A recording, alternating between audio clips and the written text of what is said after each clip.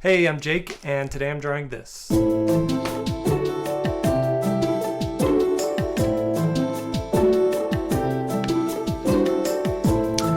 Hey guys, so today I'm drawing a dragon, and this suggestion came from the comments of my last video. I asked for suggestions on what you guys wanted me to draw, and I got a bunch of really good ones. I wrote them down. There's some other ones I want to get to, but today I was really just feeling like doing a dragon. So the request was specifically what would you call it? A serpent-like dragon, kind of like the Chinese ones. But I thought that would be cool. I haven't drawn one of those in a while, and I thought I'd take that challenge on. Now, I didn't want to draw a dragon just by himself, so I wanted to have a character in there too. So I'm drawing a girl who maybe she's the dragon's friend, maybe she's a dragon master. I'm not sure, but I thought it'd be cool to juxtapose the windy shape of the dragon with a female sort of hovering in the middle. I thought that would look cool. So this drawing actually ended up taking me about 45 minutes, and I didn't want to have you guys sit through a 45-minute drawing video, so I edited it down. I'm not sure what the final length is here, but I've sort of given you the highlights. We'll be looking at a lot of the sketching, because a lot of stuff happens at the sketching stage, and then some of the good inking stuff. So sit back and just watch the drawing happen. And today I actually wanted to talk about art school, because I got a good question, and I get this question a lot from people. But this question came from Mr. 0001 John on YouTube, and he says he's almost finished with high school now, and he's considering art college, not fine arts or general pottery, but like animation illustration major. And he says, I was wondering if you had any thoughts on the topic. I know it can be a personal issue, such that I learn better with someone who can teach and challenge me rather than just me challenging myself in my drawings. But he would like to know, and I got followed up with some other people answering him, and I sort of answered him, but I figured a video would be devoted to this would be probably a good use of time. So yeah, I want to talk about that. Now, me personally, the question's asked, Jake, did you go to art school or are you self-taught? And the short answer is yes, I was self-taught. The long answer is pretty involved, and that's what I want to get into. So the main thing I think about is it isn't so much what you do, it's what you end up with. So the point is you need to have an education in art. How you go about doing that is really up to the individual. I think, though, that whether you go to a university or an art school or you're taking online classes and you're studying in your own living room, the thing is you need to take a self-taught approach with your education. And by self-taught, I mean taking education into your own hands, not necessarily teaching yourself. So I guess to clarify, you need to know what it is you want to do and start doing it right away. A lot of times students will use their college experience as a platform to figure out what it is they want to do with their life. And I kind of feel like that, while there is value in that, it's a really expensive way to figure out what you want to do with your life. It's spending money, not only just money, but it's spending time to figure that out. So the best thing you can do is, before you start your education, know at least the direction you want to go in, and that way your education will be much more effective. So when I taught for about a year and a half at BYU, and while I taught there, I saw two kinds of people enrolled, and I put them in these two categories. There were the professionals and there were the students. Okay, the students, they attended class, they took notes, they turned in assignments, they did everything as they were supposed to do. The professionals, however, they didn't just attend class. They actually engaged me after class. They asked additional questions. They tried to seek more help from me. They didn't just take notes in class, but they sought out further materials. They would get their own art books. They would go to other websites. They were doing everything they could to round out everything that I was teaching them. And they weren't just about finishing assignments. They didn't just finish the assignments. What they did was they actually created portfolio pieces. And so I think, boiling it down, the professional acts like they are already working in their field, while the student sees their career as something that's so far off it's not even obtainable. Yeah. So the professional, they're there, even though they're in school, they're thinking, this is my job. I'm going to treat it like I'm a professional already. Now, why is that? Why did the professional students treat school that way? And I think it's because they had a completely different understanding about education than the students did. What the professionals did is they tailored the system to their needs. And what I saw the students doing were they were tailoring themselves for the system that they were in.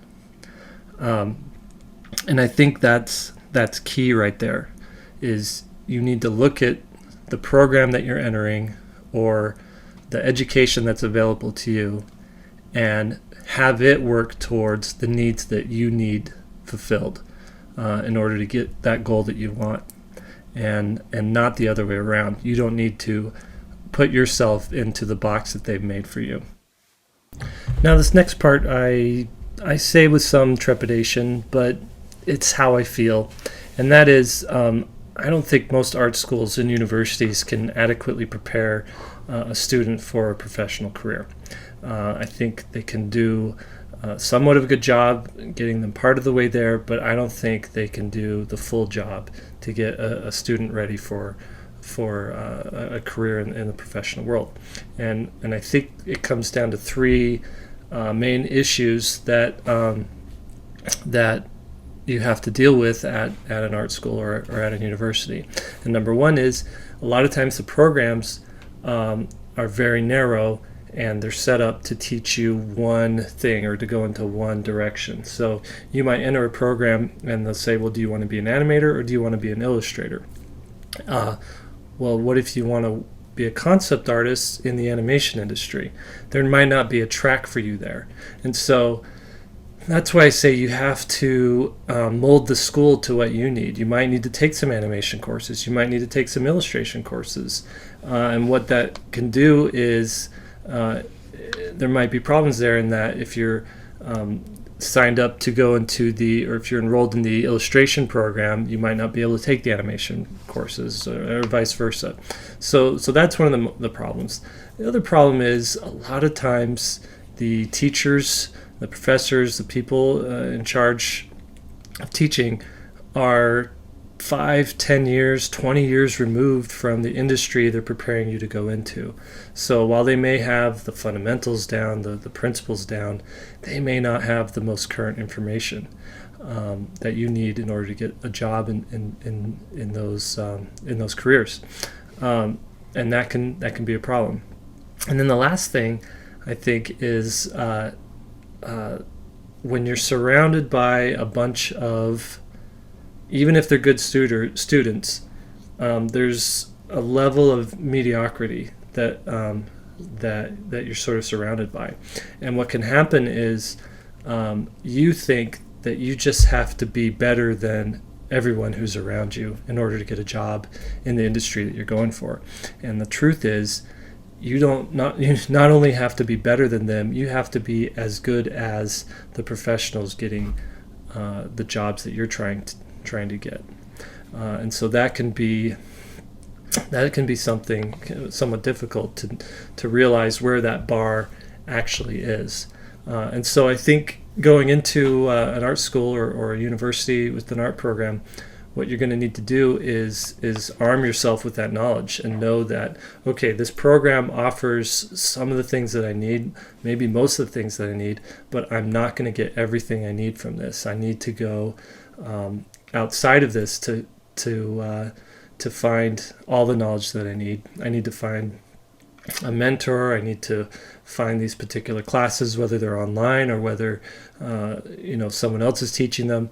But you need to find the education that will get you where you want to be, and it might not be offered by the school that you're enrolling in.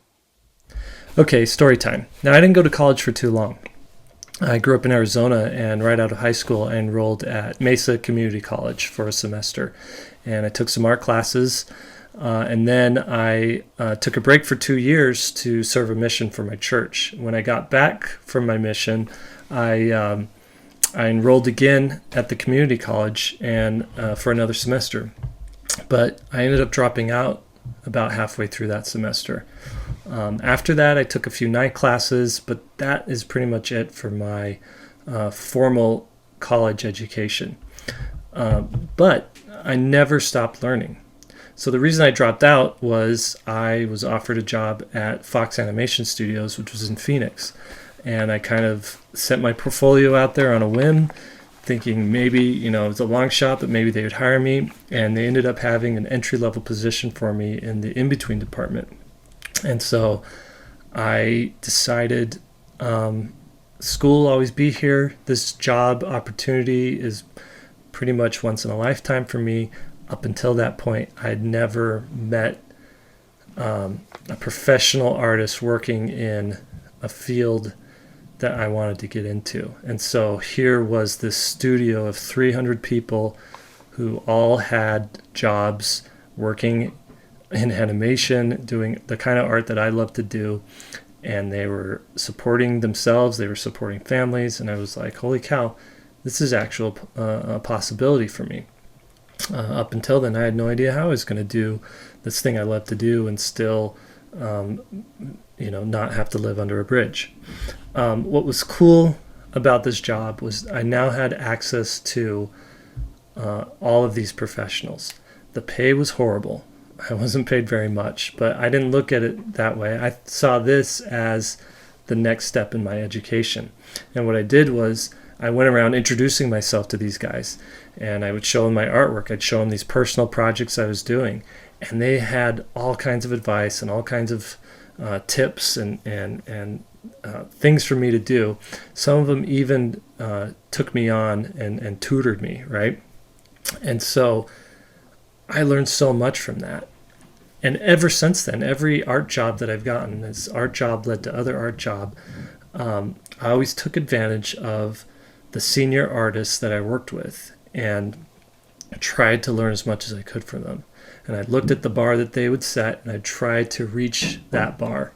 And that was my, I would say that was my education. The biggest education I got, though, was when I started teaching at BYU, and I taught there for about 1.5 years.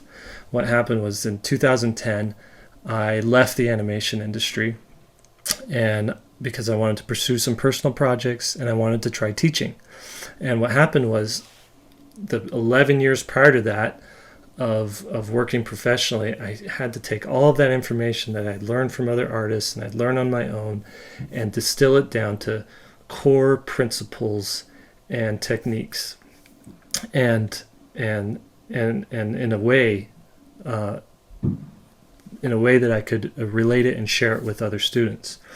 And that right there was huge for me because instead of just trusting my gut, now I was knowing, I had to realize why something worked and something didn't. And that was a key thing in my education. Now that I'm done with BYU, I still have the teaching bug, and so I've been teaching for the School of Visual Storytelling, which is svslearn.com, and it's an online school. And we do recorded classes, and it's a great way for me to still teach, but on my own schedule and on my own terms. All right, advice time. And this is the 3 or 4 things I think a young artist needs to do who's seeking an art education, whether they're looking to be self-taught, whether they're looking at online classes, or whether they're looking to go to an art school or university. These are the things. Get out your pencil and paper and write them down. Number one, build a foundation. Okay?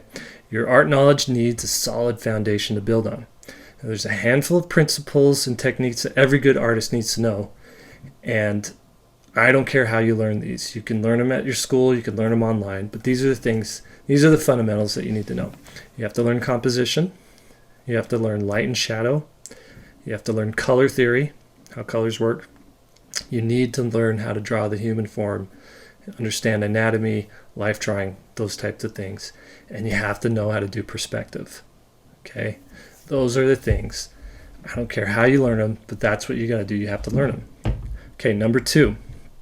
You need to be drawing a few hours every day.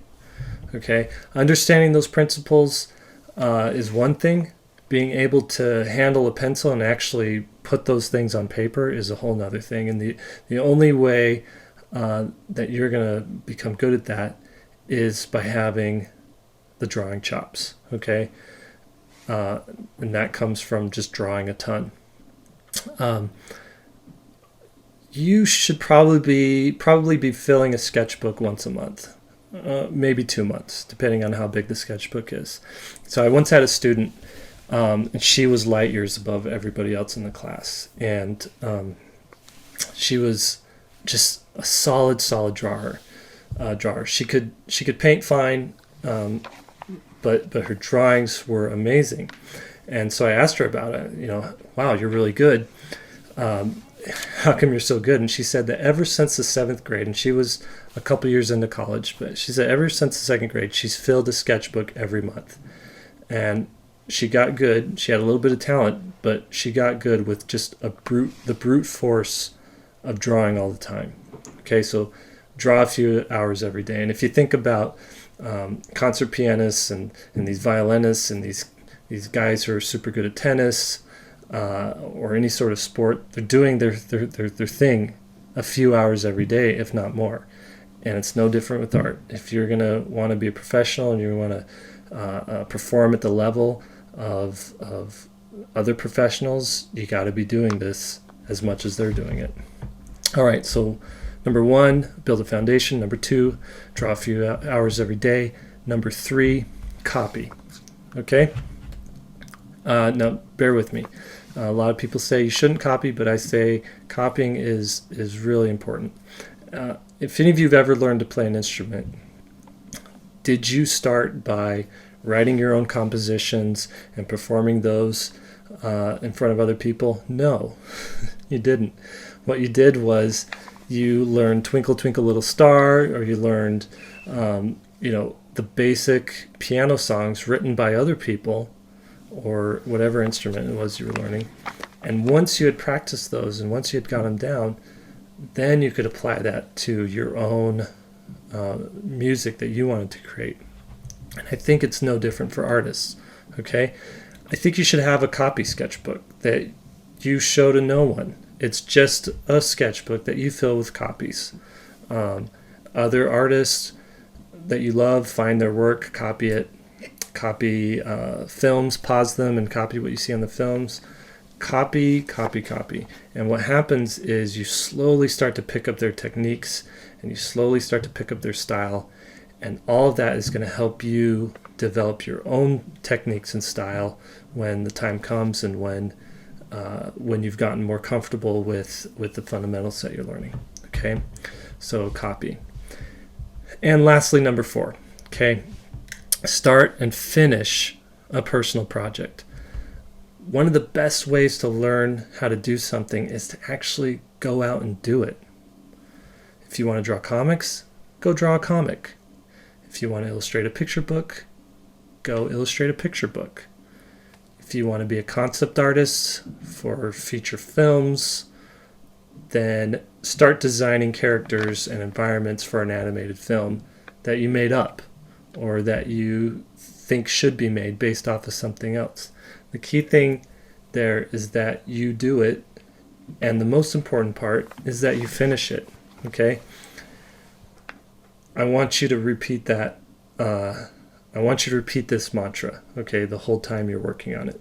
Finished, not perfect. Finished, not perfect. Finished, not perfect, okay? Finishing a thing is way more important than having something that's that's perfect but not finished, okay? Your finished project, it's probably going to stink. But that's not what's important. What's important is that you have the ability to take an idea from start to finish. And that's what professionals do, and that's what people who are hiring professionals want, is they want something that's finished. Perfection can come later, okay? And the thing to remember, to think about, if you're worried about perfection, you're worried about it being good, you're going to hate whatever you create now, a year from now, okay? Whatever you do perfectly now, a year from now, you're not going to like it because you've moved on and you've gotten better. So why should you stress about it being perfect now if you know you're just naturally going to become better in the future? So I just want to reiterate, the world wants and it needs people who finish things. So remember that. Part of becoming an amazing artist is having the ability to finish something. Okay? So just to review, build a foundation, composition, light and shadow, color theory, perspective, drawing humans, drawing the human form. Draw a few hours every day, copy, and then I want you to start a personal project and finish it. All right, I think that's it for today. That's my advice. I guess in a nutshell, whatever you decide to do with your education, you're going to have to take it into your own hands, and you're going to have to modify it, and you're going to have to bring a lot of your own abilities and your own ideas to the table in order to get the education that you want. So good luck out there, and yeah, I know you can do it. All right, that's it for today, guys. Thanks for watching the video, and if you have not yet subscribe. What does that mean? I appreciate everyone who's been commenting, who's been leaving comments when they comment. Okay. If you like these videos, please share them around. Post them on Facebook or whatever it is these kids do today, the Twitter and the Tumblr. And that's it. I'm out. Check out.